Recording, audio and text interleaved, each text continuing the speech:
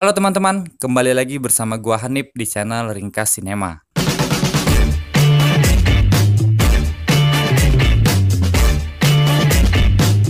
By the way, apa kabarnya kalian hari ini? Semoga kalian semua selalu sehat dan bahagia sampai akhir hayat. Pada kesempatan kali ini, saya akan kembali menceritakan ringkasan alur cerita film bertema perjudian.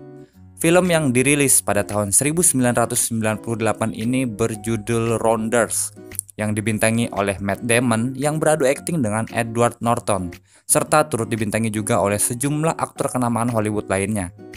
Menceritakan tentang seorang mahasiswa fakultas hukum yang sangat terobsesi dengan permainan judi poker. Bersama dengan salah seorang sahabatnya, ia berkelana dari satu meja judi ke meja judi yang lainnya untuk mendapatkan banyak keuntungan.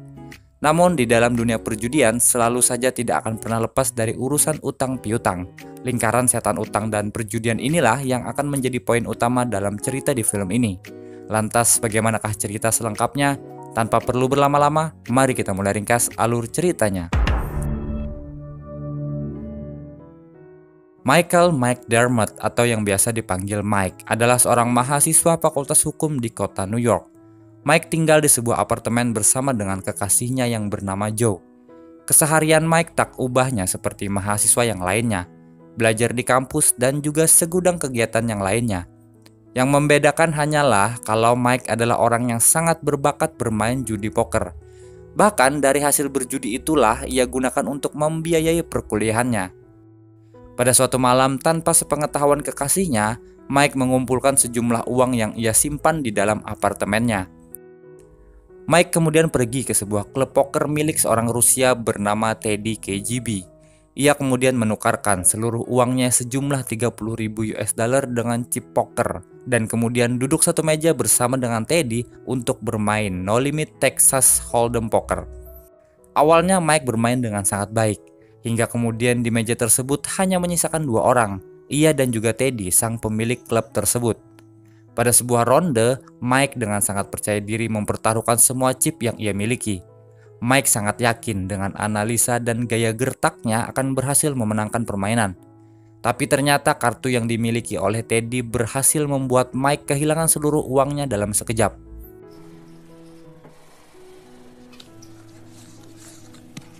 Here's the beauty of this game. My guess is Teddy's on a flush draw. There's my money card, 9 of hearts. I got a full house. All right, you're 15, plus I have another 33 to... Yeah, I'm gonna go all in because I don't think you got the spades. I don't have spades. Aces full, mate.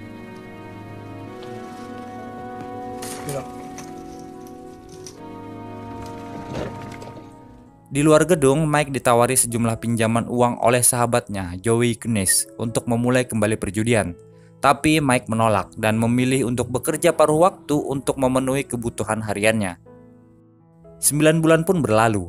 Mike masih saja bekerja paruh waktu sesuai dengan janji yang ia ucapkan pada dirinya sendiri dan juga pada kekasihnya Joe untuk tidak akan pernah lagi bermain poker. Pada suatu ketika, Mike diminta untuk mengantarkan paket oleh profesor di kampusnya. Ternyata pada saat itu para penegak hukum itu justru sedang berjudi. Mike yang tak tahan melihat gaya permainan old school mereka ini akhirnya ikut turun tangan dengan mempertaruhkan sejumlah uang milik dekannya di kampus itu. Mike ternyata berhasil menebak kartu apa saja yang dimiliki oleh para orang tua tersebut dan membuat para orang tua itu terheran-heran dengan kemampuan analisanya Mike. Plenty wise. We know what we're holding and we know what you're holding. They made his two pair, but he knows they're no good. Well, you were looking for that thing, futilely hoping that his queens are going to stand up. Diamond flush, but he came up short and Mr. Eyes. Kiss my ass. Pada besok harinya, Mike menjemput sahabat karibnya, Lester Worm Murphy, yang biasa dipanggil Worm. Ia baru saja keluar dari penjara setelah menjalani hukuman usai ketahuan menipu di meja judi. Mike mengatakan kepada Worm kalau ia kini sudah pensiun bermain poker. Tapi Worm tidak mudah percaya kalau sahabatnya itu dengan mudah bisa meninggalkan keahlian utamanya itu. Mike sendiri merupakan seorang pemain poker yang selalu lurus dalam setiap permainannya. Berbeda halnya dengan Worm yang jarang sekali bermain jujur dan selalu menipu lawan mainnya. Tapi tak jarang juga mereka berdua bekerja sama di atas meja judi untuk mengelabui para penjudi yang lainnya. Worm kemudian minta diantarkan oleh Mike menuju sebuah rumah mewah sarang perjudian poker. Mike mengantarkan Worm dan kemudian meninggalkannya. Tapi beberapa menit tak jauh dari tempat tersebut, Mike akhirnya putar balik dan kembali ke rumah mewah tersebut untuk kembali bermain poker bekerja sama dengan Worm. Mike kemudian diterima oleh seorang wanita yang merupakan bagian dari rencana mereka bertiga. Mike dan Worm kemudian berada di satu meja seolah-olah tidak saling mengenal satu sama lain.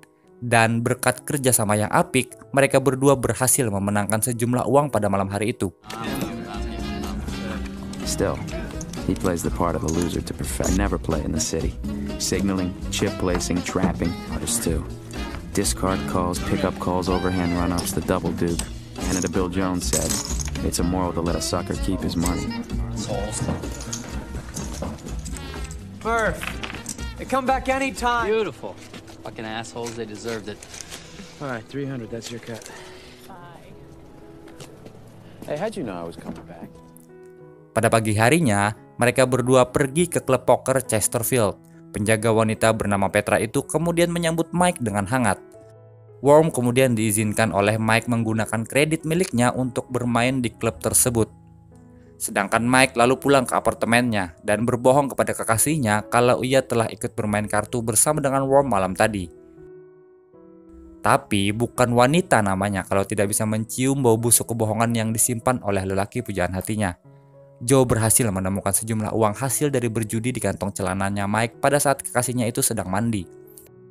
Mike kemudian mencoba menjelaskan semuanya kepada Joe kalau uang itu bukanlah hasil dari seperti apa yang dipikirkannya.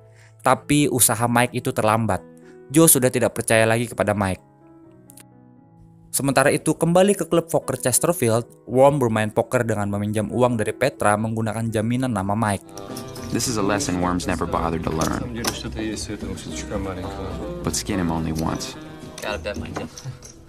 I think you got that ace, Roman, but I'm gonna pay for it. Worm berhasil menang sebanyak 10.000 US dollar. Tapi ia tetap terhutang dengan Petra sebanyak 6.000 dolar karena Worm tidak ingin mengembalikan modal awal dan juga tidak membagi hasil kepada Petra. Okay, we'll owe you. Setelah itu, Worm pergi ke sebuah klub dan bertemu dengan Grema, seorang mucikari berbahaya teman lamanya Worm.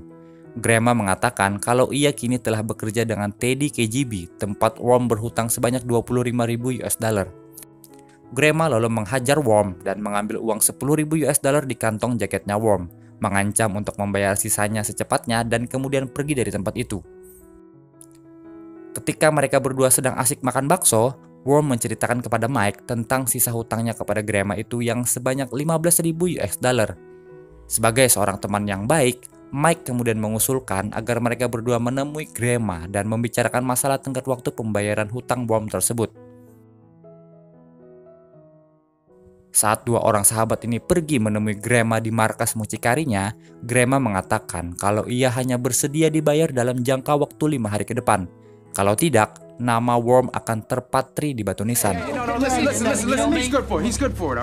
Situasi akhirnya mereda setelah Mike setuju untuk menjamin hutang Worm dan berjanji akan membayar 15.000 sisanya dalam 5 hari ke depan.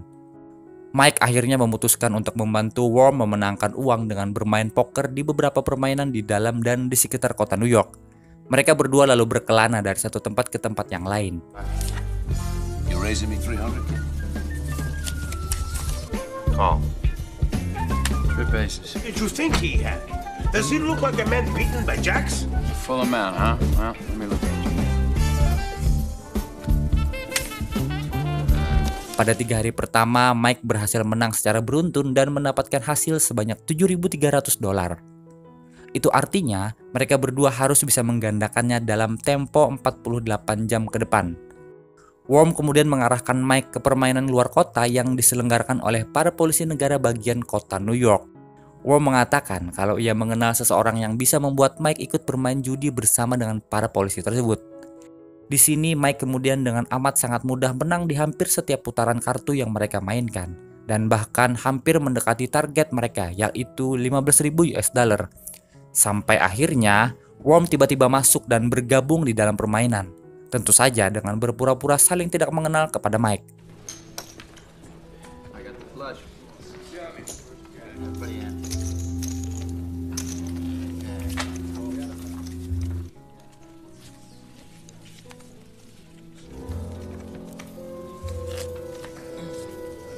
Seiring berjalannya waktu, salah seorang polisi itu kemudian menyadari ada yang tidak beres dengan kocokan kartu Worm. Para polisi itu akhirnya mengetahui kalau mereka berdua bersekongkol dan berbuat curang. Akibatnya, dua sahabat ini kemudian dipukuli hingga babak belur, diusir dari tempat itu dan seluruh uang yang mereka bawa diambil oleh para petugas itu.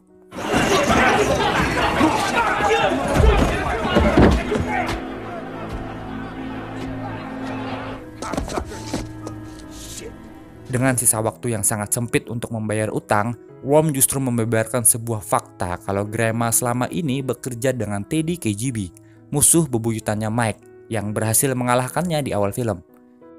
Menyadari kalau sudah tidak ada lagi yang bisa mereka perjuangkan, Worm justru mengajak Mike untuk kabur dan menghindar dari kejaran Grandma.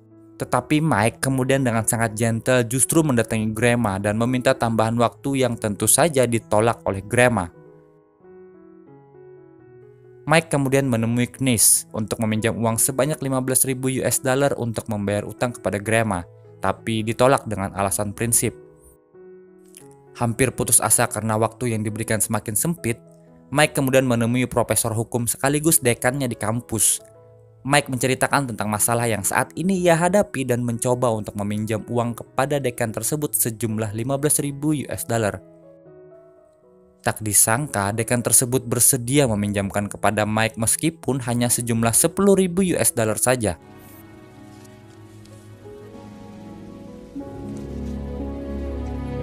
Dengan hanya sisa waktu 8 jam yang ia punya, Mike langsung membawa uang hasil pinjaman itu menuju markas Teddy KGB.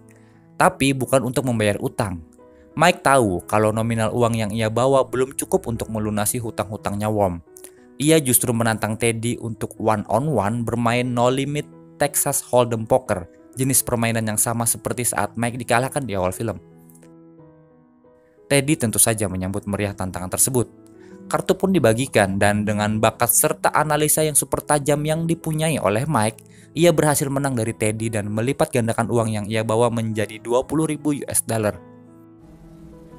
Is that 2,500 there? I'm gonna tap you tight. Shake. Jack's up. Good hand. Catching that.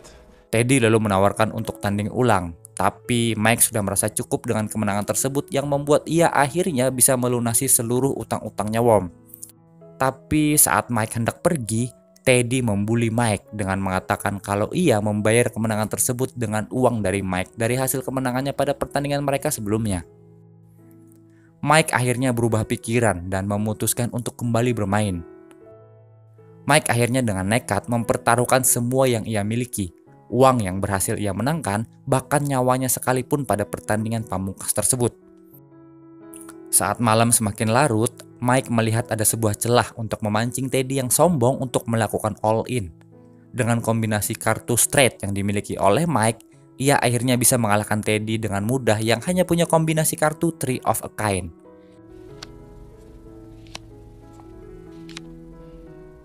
Can't get rid of him.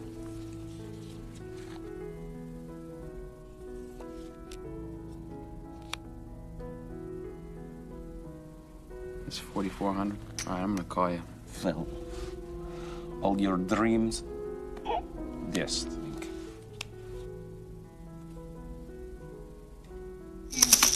Betty. All. I flopped the nut straight.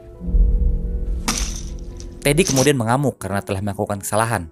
Tapi meskipun begitu, Teddy mengakui kekalahannya dengan gentle dan menyuruh anak buahnya untuk membayar Mike dengan total kemenangan sejumlah 60.000 US dollar. Pay that man his money. Dan dengan lebih dari 60.000 US dollar hasil kemenangannya, Mike melunasi utang Worm sebesar 15.000 kepada Grandma, membayar kredit kepada Chesterfield sebesar 6.000, membayar utang kepada dekan sebanyak 10.000 US dollar, dan menyimpan sisa uang tersebut untuk dirinya sendiri. Di akhir film kita akan melihat Mike yang menemui Joe untuk yang terakhir kalinya. Ia akhirnya drop out dari kampusnya, dan kemudian Mike pergi dari New York menuju Las Vegas untuk menjemput impiannya bermain di World Series of Poker. Dan film pun berakhir. So where you headed? I'm going to Vegas. Terima kasih sudah menonton video ini sampai dengan selesai.